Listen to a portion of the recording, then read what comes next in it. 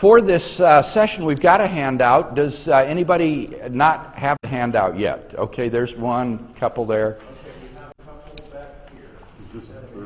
It's the same handout that was in the previous two sessions. So it's not a new handout. It's the same one in the previous two sessions. And what the handout is an outline or overview of the field of Christian apologetics, showing the subdivisions into offensive and defensive apologetics.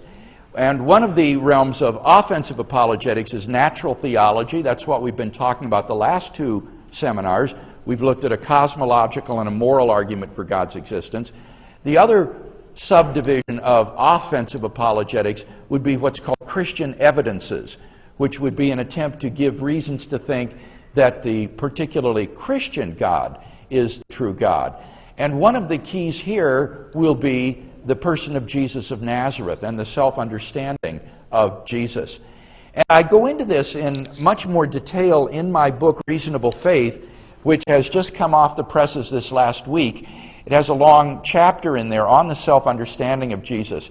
And really significant things have been going on among biblical scholars in this area in recent decades. When I wrote the second edition, which was published in 1995, in order to defend the radical self-understanding of Jesus, that is to say, who Jesus thought he was, his radical personal claims, I had to defend simply what is called implicit Christology. I felt that given the state of New Testament scholarship, I could not defend the view that Jesus claimed explicitly to be the Messiah or the Son of God or the Son of Man.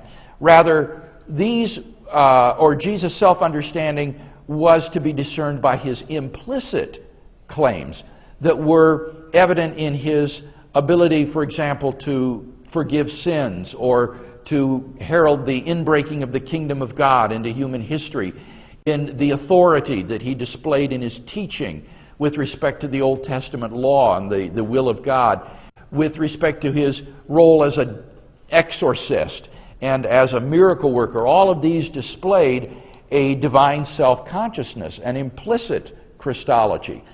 But what's happened in between the second edition and the third edition is that a great many New Testament scholars today are quite prepared to defend the view that the historical Jesus did in fact believe and claim to be the Messiah, the Son of God, and the Son of Man prophesied by Daniel in the 7th chapter of his prophecy. So in the book I go into much more detail about the developments in New Testament scholarship that have now made these explicit Christological claims once again very historically plausible. So this is an exciting day, not only in philosophy and in science, but also in New Testament scholarship with respect to the quest of the historical Jesus. Now what I want to do today is just briefly give a defense of some of Jesus' radical claims with respect to his consciousness of being the unique Son of God. Jesus' self-understanding as God's unique Son comes to expression in his parable of the wicked tenants of the vineyard, which is found in Mark chapter 12, verses 1 to 8. Mark chapter 12, verses 1 to 8. Now, one of the keys to this sort of defense of Jesus' radical self-concept will be to show that the words of Jesus to which one is appealing are authentic. That is to say, actually uttered by the historical Jesus. It does no good to quote passages like, "I am the way, the truth, and the life. No man comes to the Father but by me," because New Testament scholars will largely regard those words as inauthentic, as reflecting John's theology rather than the actual words and claims of the historical Jesus. So one will have to master the tools of New Testament criticism in order to use claims of Jesus that have a good plausibility of representing authentic words or sayings that were actually uttered by the historical Jesus. And the parable of the tenants of the vineyard is one such parable. it is recognized even by the radical critics in the so-called Jesus Seminar, who say that only 18% of the words of Jesus recorded in the Gospels are authentic. It is recognized even by them to belong to the authentic words of Jesus, because there's a version of this parable also found in the Gospel of Thomas, which is one of their favorite sources. And therefore, because it's independently attested, they regard this as an authentic parable. But even in its own light, it's a parable that seems to be very plausibly attributed to Jesus himself. It reflects very closely the Jewish Palestinian experience of absentee landlords who have tenant farmers who take care of their crops. In fact, you can show in rabbinic stories parallels to this that are very close to it, so that it really does reflect the historical situation of that day. Now, what is the parable about? Well, the parable, you recall, is about an absentee landlord who owns a vineyard which he lets out to certain tenant farmers. Now, the vineyard is a symbol of Israel that's drawn from the book of Isaiah, and the parable has phraseology that is just lifted right out of Isaiah with respect to God's planting a vineyard, which is the nation of Israel. So the absentee landlord here is God, and the tenants are the Jewish religious leaders of Jesus' day who are to be caring for the vineyard. And in the parable, the owner of the vineyard sends his servants to the vineyard to collect its fruit. And the tenants, or rather the servants sent by the landlord, are the various prophets sent by God over history to the owners of the tenants of the vineyard. And the reaction of the tenants of the vineyard in the parable is to refuse to heed these servants sent by the landlord. Instead, they abuse them, they beat them, they send them back empty-handed, they even kill some of them. Finally, the owner of the vineyard says, I have one left to send, my only beloved son. They will listen to my son. But what happens? The tenants of the vineyard say, this is the heir to the vineyard. Let's kill him, and the vineyard will be ours. And so they kill the son and cast him out of the vineyard. Now, what does this parable tell us about Jesus' self-consciousness? Well, it shows us that he thought of himself as the unique Son of God, distinct from all the prophets who have gone before, and even the heir of Israel itself. This is no mere Jewish peasant or rabbinical teacher. This is an extremely powerful demonstration of the radical self-consciousness of Jesus, because it shows that he thought that he was not merely some prophet. He was not merely the Son of God, in which Israeli kings were called God's sons, or even in wisdom literature, a wise man could be called a son of God. Rather, he is the unique Son of God, the only Son. And you cannot eliminate the Son from the parable as an inauthentic later interpolation by the church, because without the Son, the whole point of the parable loses its impact. There is no point if he doesn't send the Son and the Son is killed. Moreover, the fact that the tenants call him the heir shows that he is the unique Son. It reinforces that point. So we have every reason to think that this was always part of the parable, and that it shows Jesus' uniqueness, both from other people who might be called sons of God, with a small s, if you will, and also from any prophet that God might have sent to Israel. Jesus claims to be more than a prophet, more than a son of God. He is the unique Son of God, even the heir of Israel. So this really is a radical demonstration of who Jesus thought that he was, that is very powerful, not only with skeptics, say, or unbelievers, who think of Jesus just as a human teacher or prophet, but also with Muslims, because Muslims, are committed to the view that Jesus was a prophet, one of the greatest of the prophets, but superseded by Muhammad, a later prophet. But in the parable, Jesus is the last one to be sent. He is the only Son of the Father and the final messenger to Israel. So this parable is a dagger in the heart of Islam in its view of Jesus and Muhammad. So I find this to be I think this is one of the most powerful claims to divinity that is in the Gospels, is this parable of the tenants of the vineyard. And especially powerful because we have every reason to think this was authentic, that this was something that Jesus actually uttered.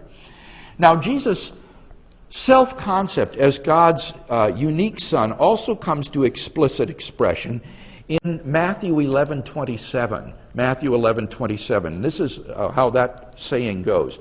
All things have been delivered to me by my Father, and no one knows the Son except the Father, and no one knows the Father except the Son, and anyone to whom the Son chooses to reveal him.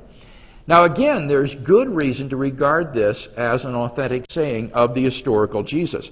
It's drawn from a very old document which is shared by Matthew and Luke, very often called the Q document. So this is not an original creation of the gospel writers. Rather, they're depending here upon either an oral or a written tradition that precedes them, and therefore goes very far back, close to the life of Jesus himself. Moreover, it's unlikely that the early church would have invented this saying and put it on the lips of Jesus, because it says that the Son is unknowable. It says no one knows the Son except the Father. But as you can illustrate from the gospel, or rather the letters of Paul, the early church believed that we can know the Son. Paul's desire was to know Christ and his sufferings, and to become like him in his death. So you can show easily that the early church did believe that we can know the Son. And yet this saying says the Son is unknowable, only the Father knows him. So it's unlikely that this is a product of early church theology. Rather, this goes back to Jesus himself. But again, what does this saying tell us about Jesus' self-concept? Well, it shows us that he thought of himself as the exclusive and absolute Son of God. This is evident from the definite article, the Son. He thinks of himself as the exclusive and only Son of God. Moreover, he claims to be the only revelation of God the Father to mankind. No one knows the Son except the Father. No one knows the Father except the Son and those to whom the Son has chosen to reveal him. He is the only and exclusive revelation of God the Father, the God of Israel, to mankind. So this is really, really radical stuff. If Jesus was not who he claimed to be, he was crazier than Jim Jones and David Koresh put together, because he thought he was the absolute revelation of God, the Son of God. Finally, one more saying from the historical Jesus, and that's the saying on the date of his second coming that we find in Mark chapter 13 and verse 32. Here's Mark 13 and verse 32. Mark 13:32. Here's how it goes. But of that day or that hour no man knows, not even the angels in heaven, nor the Son, but only the Father. Now this is, again, highly likely to be an authentic saying of the historical Jesus, because the later church, which attributed divinity to Jesus, would never have invented a saying attributing ignorance to Jesus. And yet this saying says he doesn't know the date of his second coming. Only the Father knows this, not even the Son. And so this suggests that this is a saying of the historical Jesus and not the product of early church theology. But again, what does this saying reveal to us about Jesus' self-consciousness? Well, it shows us he not only thought of himself as the Son of God, again, the definite article shows this, only the Son, but it also, notice, presents us with an ascending scale from men to the angels to the Son to the Father, a scale on which Jesus transcends not only every human being, but even every angelic being, and is proximate to the Father. So this is really incredible stuff. And yet this is evidently what the historical Jesus thought and believed about himself. So in these three sayings, which I would encourage you to memorize the references for, and be prepared to share them with an unbeliever, we see the radical self-consciousness of Christ revealed as the exclusive and only Son of God, who is the revelation of God the Father to mankind. C.S. Lewis was right, I think, when he said this: a man who was merely a man and said the sort of things Jesus said would not be a great moral teacher. He would either be a lunatic on the level with the man who says he is a poached egg, or else he would be the devil of hell. You must make your choice. Either this man was and is the Son of God, or else a madman or something worse. You can shut him up for a fool, you can spit at him and kill him as a demon, or you can fall at his feet and call him Lord and God. But let us not come with any patronizing nonsense about his being a great human teacher. He has not left that open to us. Well, much more could be said about this, and in the book I also explore the authenticity of Jesus' claim to be the Messiah, as well as the Son of Man prophesied by Daniel in the 7th chapter of his book to show the divinity of Christ. Or the divinity, rather, of his self-understanding. So I would commend the book to you if you're interested in exploring this further. But right now we want to throw it open for your questions and any discussion. Yes, Mark. One of the premises of this would be the worth of the Bible, establishing the worth of the Bible before you can go to these, wouldn't it? No, not exactly. What you have to show is that these are authentic sayings of Jesus.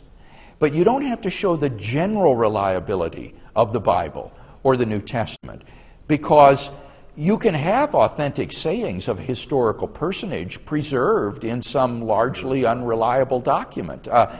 Some scholars think, for example, that in the Gospel of Thomas there might be a saying or two of the historical Jesus preserved, even though the rest is just Gnostic garbage. Or in some of the apocryphal Gospels, you might find an authentic saying of Jesus. So this is a misunderstanding that I think is very widespread among evangelicals, in that they think you have to give a kind of general demonstration of the reliability of the Gospels before you turn to examining these sayings of Jesus. And that's not the case. What New Testament scholars do today is they don't presuppose the general reliability of the Gospels. They treat them like ordinary historical sources from antiquity, and then they apply to them certain tests to try to see what parts are authentic and what parts are inauthentic. And even the Jesus Seminar grants that 18% of these words attributed to Jesus are authentic. And what we want to argue is that among those authentic sayings, or shall we put it this way, among the demonstrably authentic sayings of Jesus, since I think that even the ones that can't be demonstrated to be authentic, I think they are authentic, but among the demonstrably authentic sayings of Jesus, there are sayings that reveal to us this radical self-consciousness. So we do have to do the spade work, but I tried to do a little bit of that with you here today to show why these three sayings ought to be regarded as authentic. Yes, in the back. I'm worried about the Matthew 11 passage, and I guess I'm wondering why we have to think Jesus is actually claiming to be the revelation of God, and why he can't just claim to be the one who uniquely has a certain kind of knowledge of God that he's passing on, revealing it now. Well, because the saying implies there is no knowledge of God the Father apart from what Jesus gives. No one knows the Father except the Son and those to whom the Son chooses to reveal him.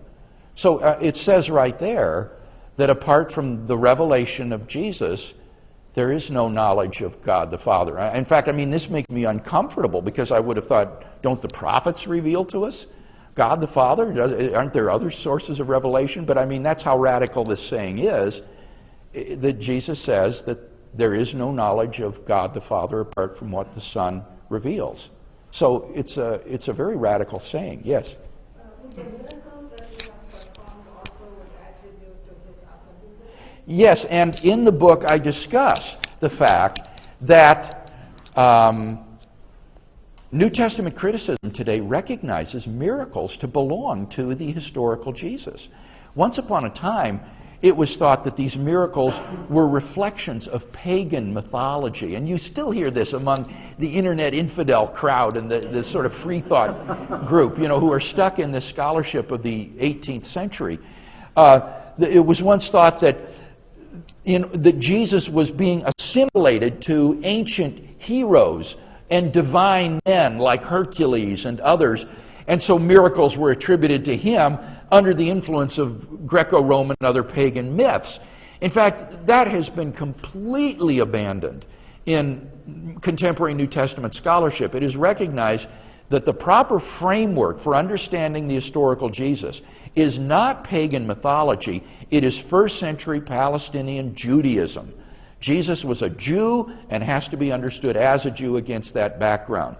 And in that context, his miracles are quite believable. Not the fact that he was a miracle worker is quite believable in the sense that, say, Oral Roberts or Catherine Kuhlman was a miracle worker. They're not making a judgment as to whether these were miracles. They would say that's something that we can't judge. But in the sense that he was a miracle worker, that he went about healing people, and that he was an exorcist, now belongs firmly to the portrait of the historical Jesus. And these miracles are significant not simply because Jesus thought he had the power to heal people and raise dead people to life, but also because these miracles were signs of the inbreaking of the kingdom of God in his person. The centerpiece of Jesus' proclamation was the inbreaking of the kingdom of God into human history. And the exorcisms and the miracles were signs that the kingdom of God was coming into human history in his person. So you're absolutely right that this is part of what I called implicit Christology that reveals to us the self-understanding of Jesus. Right. I'm not overly concerned with that because I think that the Bible is not a book on systematic theology, and therefore it's up to us to sort of systematize it, to figure it out. And so what we would say would be that Jesus is talking about perhaps the deepest essence of who God the Father is, and that has never been fully displayed by any prophet or person in the past. But in Jesus we do really see the essence of who God is. And this would then make a framework, you see, in which a saying like, I am the way, the truth, and the life. No one comes to the Father but by me. He who has seen me has seen the Father. How can you say to me, Philip, show us the Father? That makes a saying like that look more plausibly authentic, doesn't it?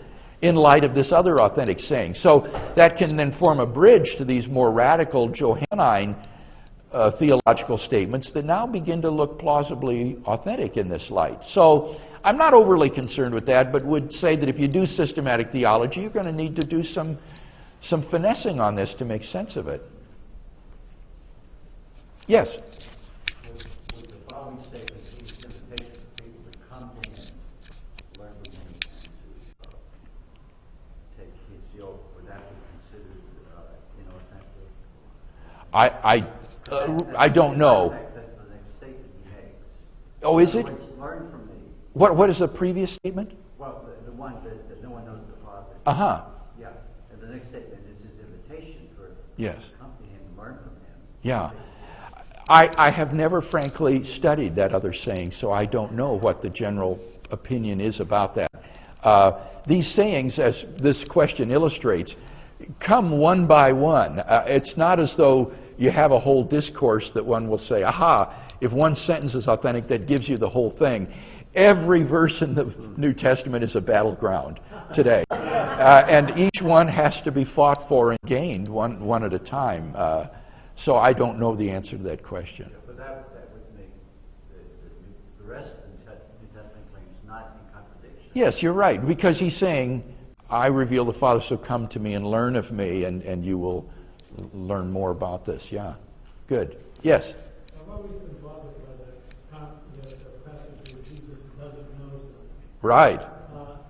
Well, monarchianism, as I recall, was more a form of modalism, which is the view that there's only one person that God is, but that they they exhibit themselves, or he exhibits himself in different ways. Well, modalism is as you said. Monarchianism, as I recall, is the belief of one of the. Yeah, there's one highest God who reveals himself in different ways. But in any case, I think that what one wants to say here is that in the state of humiliation, as theologians refer to Jesus' incarnate state up to the time of his death, during the state of humiliation, he clearly was in a position where he had an ordinary human consciousness that didn't know everything. So I think it wasn't just the date of his second coming that Jesus was ignorant of. If you had asked him about auto mechanics or quantum mechanics, I don't think he would have known the answer to those questions either. Consciously. Now, the way I put this together with omniscience is to say that in Jesus' subliminal consciousness, he had knowledge of all of these things. But it wasn't in his waking consciousness. Human personality is much more than the surface consciousness that we exhibit. We have deep springs of our behavior in our subliminal consciousness, in our subconscious and unconscious. And we often will know things subconsciously that we cannot retrieve in conscious thought. And I think that it's not implausible to say that the incarnation involved the subordination of a lot of this divine knowledge in the divine subliminal of Jesus, and his waking consciousness exhibited an authentic human experience. And that explains, for example, how he can be really tempted, or how, as a baby, he can grow into a boy and increase in knowledge and wisdom, as Luke says he did. How he, as the book of Hebrews says, he learned obedience through what he suffered. All of those things would be understandable if we have this model of a consciousness and a subconsciousness. If you're interested in that subject, I've written on this in the book Philosophical Foundations for a Christian Worldview in the chapter on the Incarnation. Yes? You mentioned about some, in regard to Matthew 11:27, the doctrine of Q verifying that. Yeah. Have they found the doctrine of Q, and how did they verify it? Yeah, no, there hasn't been found any such document Q, and there may not be such a document. It's hypothetical. It's based upon the fact that Matthew and Luke used Mark as one of their sources, and so you could pull out of Matthew and Luke all the Markan stuff, all the stuff they got from Mark, and then look at what's left over. And what you have left over will exhibit a great deal of overlap between Matthew and Luke. Now, if Matthew and Luke were written independently of each other, and you take out all the Markan stuff, and there's still this area of overlap, the suggestion is they must have had a common source for that material. Whether that was an oral source or a written source, nobody knows, but the idea is that Matthew and Luke had another source in addition to Mark that they drew upon, and it's been called Q arbitrarily. And this would be regarded as a very early source of information. And in gospel studies, the further back you can drive to the life of Jesus by finding these sources, the better, historically speaking, your case for authenticity is, because the window of opportunity for legend and accretion narrows. So that's why that's significant. Now, this case for the existence of Q would evaporate if Matthew and Luke are not independent. It's not, I think, improbable that Luke may have used Matthew, in which case it would be that Matthew just borrowed this material, or rather that Luke just borrowed the material from Matthew as well as from Mark. But that's not the majority view today. The majority view is that Matthew and Luke are independent and drew upon a common source in addition to Mark. Was there another comment about that particular issue? Yes. Could that mysterious Q document be, say, Jesus himself, and not a document at all? Well, it wouldn't be Jesus himself. Well, you mean that he wrote them down? No, not that he wrote them down, but you said it could have been an oral tradition. Could that Right. oral tradition have been Yes, exactly. That's right. And so you have to phrase this carefully. Say it was Jesus himself would be to say that Jesus, wrote this down or wrote the document. We don't want to say that, but what you would want to say is what you just said, is that this is an oral tradition that goes right back to the sayings of Jesus himself. And is a say. Many people think it is just that. It is a saying source of sayings of Jesus that were memorized and transmitted orally, and then Luke and Matthew both draw upon this tradition and put it into written form. So that is quite right, what you're saying. And don't be misled by some contemporary people who think of oral tradition as like the child's game of telephone, where the message gets more and more distorted until it rapidly becomes nonsense. That's not the way Jewish transmission of traditions worked. In an oral culture like first century Palestine, the ability to memorize and faithfully transmit great bodies of material was a highly developed and highly prized skill. And in fact, the eyewitnesses were still around who could correct any departures from the authentic tradition. So in one sense, it's not even what is called oral transmission, it's what's called oral history, where the original people are still there to say, no, that's not what he said, you got it wrong, and to correct it. Any other question? All right, well, okay, one more and then we'll close. It's a little off the point, but it's connected. I don't know the answer to that. I've often puzzled over that too. But what Christ does seem to rejoice in there is that God has hid it from the proud and those who esteem themselves something, and he's revealed it to the babes and the humble. And I think that Jesus delights in this because it is those who are poor in spirit and contrite in heart who are the ones that find God and come to know him, not the proud and the boastful and the self-righteous. So I think he delights in that. But beyond that, I'm not sure what to say. It does seem to me that other parables, like the parable of the Pharisee and the publican who go in to pray, and the Pharisee congratulates himself on all he's doing, whereas the publican won't even lift his eyes to heaven, but just says, God, be merciful to me, a sinner. And Jesus says, this is the man who went away righteous, not the first. He delights in the fact that the humble and the contrite come to know God. Well, again, if you're interested in learning more about these radical claims of Jesus and his radical self-concept, have a look at the chapter in Reasonable Faith, or go to the website reasonablefaith.org.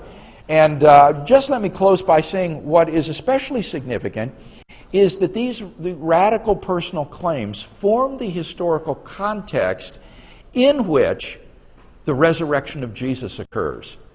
And they provide the interpretive meaning of the event of the resurrection.